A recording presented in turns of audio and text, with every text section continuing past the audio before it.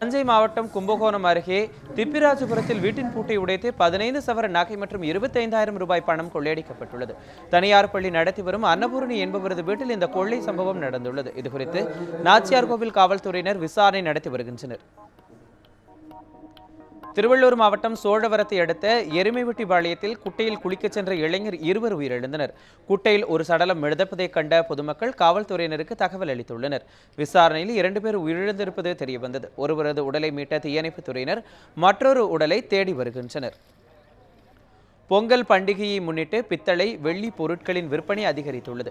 பொங்கல் பண்டிகையின் போது புகுந்த வீட்டிற்கு செல்லும் மகளுக்கு பித்தளை, வெண்கலம், வெள்ளி உள்ளிட்ட சீர்வரிசை பொருட்கள் கொடுப்பது வழக்கம். பண்டிகை நெருங்கும் நிலையில் சீர்வரிசை பொருட்களின் விற்பனை அதிகரித்துள்ளது. விருத்தாச்சலம் பேருந்து நிலையத்தில் உணவு விடுதி நடத்தி வரும் மணிபாலா என்பவரை அடையாளம் தெரியாத 3 பேர் சரமாரியாக வெட்டியுள்ளனர். வீட்டின் வெளியே நின்று கொண்டிருந்த போது இந்த தாக்குதல் நடைபெற்றுள்ளது. விருத்தாச்சலம் அரசு மருத்துவமனையில் அனுமதிக்கப்பட்ட மணிபாலா சிகிச்சை பலனின்றி உயிரிழந்தார். இதுகுறித்து விருத்தாச்சலம் காவல்துறையினர் விசாரணை நடத்தி வருகின்றனர். குடும்ப அட்டை வழங்க கோரி நெல்லை தாலுகா அலுவலகத்தை முற்றுகையிட்டவர்கள் கைது செய்யப்பட்டனர். நெல்லை தாலுகா அலுவலகத்திற்குட்பட்ட கிராமங்களில் இருக்கும் மக்கள் தங்களுக்கு குடும்ப அட்டை வேண்டி விண்ணப்பித்திருந்தனர். ஆனால் பல மாதங்கள் ஆகியும் குடும்ப அட்டை கிடைக்காததால் அவர்கள் தாலுகா அலுவலகம் முன்பு ஆர்ப்பாட்டத்தில் ஈடுபட்டனர். பின்னர் அவர்கள் கைது செய்யப்பட்டனர். கடலூரில் வெள்ளத்தால் பாதிக்கப்பட்டவர்களுக்கு செலவழிக்கப்பட்ட 100 கோடி ரூபாய்க்கு விசாரணை கமிஷன் அமைக்க வலியுறுத்தி சாலை மறியலில் ஈடுபட முயன்ற இந்திய கம்யூனிஸ்ட் கட்சியினர் கைது செய்யப்பட்டனர். உழவர் சந்தையிலிருந்து பேரணியாக வந்து சாலை மறியலில் ஈடுபட்ட 200 பேர் கைது செய்யப்பட்டனர்.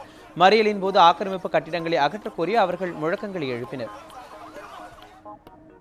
நாமக்கல் மாவட்டம் ராசிபுரத்தை அடுத்த வெண்ணந்தூரில் சிறு குறு விசைத்தறியாளர்கள் பொய் வழக்கப்படும் அதிகாரிகளை கண்டித்து ஆர்ப்பாட்டத்தில் ஈடுபட்டனர்.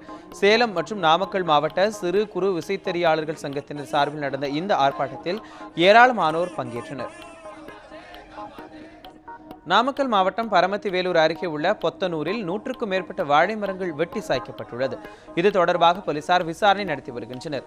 முருகவேல் என்பவர் 2 ஏக்கர் நிலத்தை குத்தகைக்கு எடுத்து வாழை சாகுபடி செய்துள்ளார். அவரது நிலத்தில் வாழை மரங்களை வெட்டியவர்களை போலீசார் தேடி வருகின்றனர்.